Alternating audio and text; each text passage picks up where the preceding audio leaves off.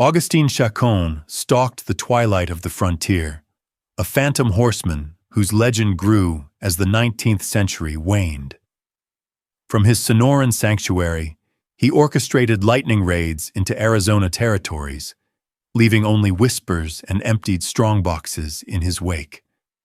After each audacious foray, Chacon and his band of outlaws would vanish like desert smoke, retreating to his impregnable hacienda stronghold across the border.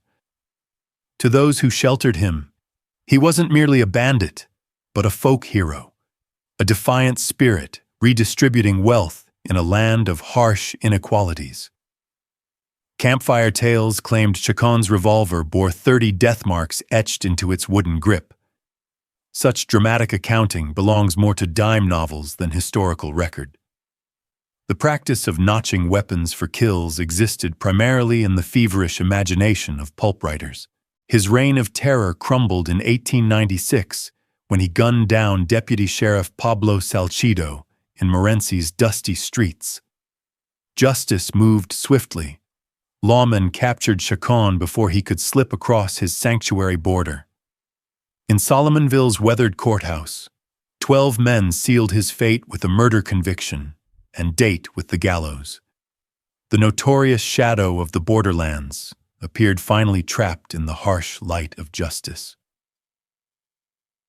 Yet beneath his composed exterior, Chacon's cunning mind never stopped calculating an escape route from death's doorstep. With his magnetic presence, tall, lean frame crowned by untamed dark hair, Chacon had bewitched countless young women throughout the borderlands. His charisma planted devoted admirers in villages from Arizona to Sonora, each willing to risk everything at his command. Beyond his romantic conquests, the Mexican laborers toiling in nearby mining camps revered him as their avenging angel against oppression. They christened him El Peludo, the Hairy One, and whispered plans to free their hero.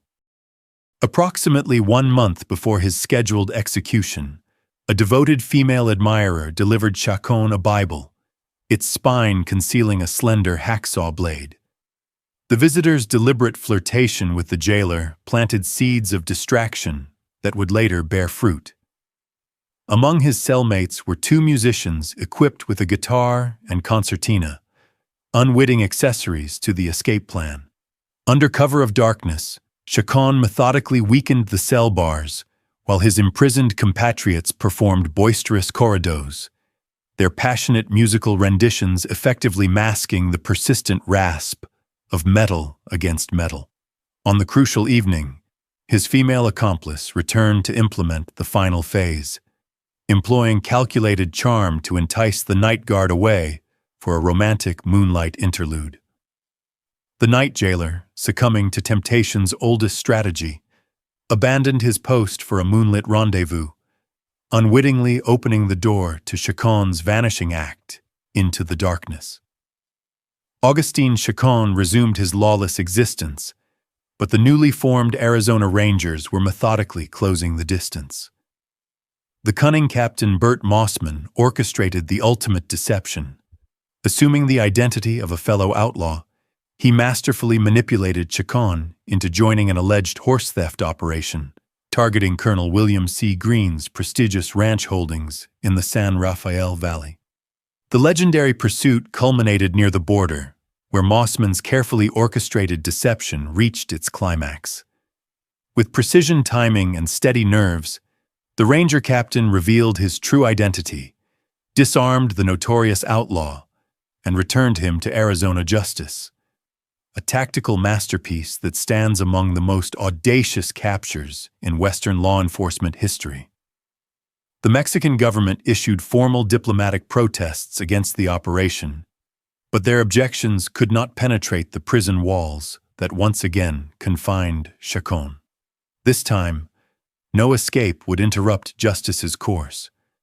Facing his mortality with remarkable composure, Chacon approached his execution with the same fearless dignity that had defined his outlaw career.